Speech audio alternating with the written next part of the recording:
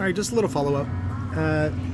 So the epoxy is cured, and I'm using the actual original TC Sounds spiders. So Lorder still has a ton of them. They probably got them, really cheap.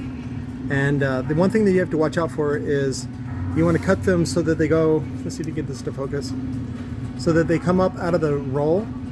This is going to get clamped down in a CA bath, a super glue bath, and so the rips don't do anything. That's not a big deal. There's not a lot of stress on it.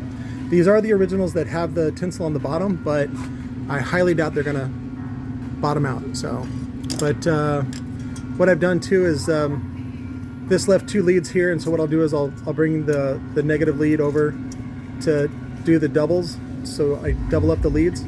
That's also going to help prevent lead burning. So if he does burn the leads, then of course he's pushing it way too hard. So and we'll find out if he's going to do that. And then we're going to finish with a, I think it's I can't remember if it's a 7 series cone. It's the tall rubber ones. They're actually made by Tian Li.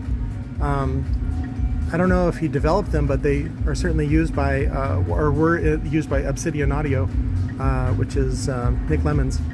But we'll finish with that, and then a poly cap, and that'll help keep it, because this is for a boat, so that'll help keep it water resistant anyway, for splashing and things like that. So, but I just wanted to show you one of the things why I really like single voice coil setups, or will often hardwire a dual setup, because I want to double up the leads. So that way you don't have to use a ton of spiders and all that other stuff. So because it's actually very difficult to find a spider this, I don't want to say flimsy, but this flexible and light, that it still has leads in it.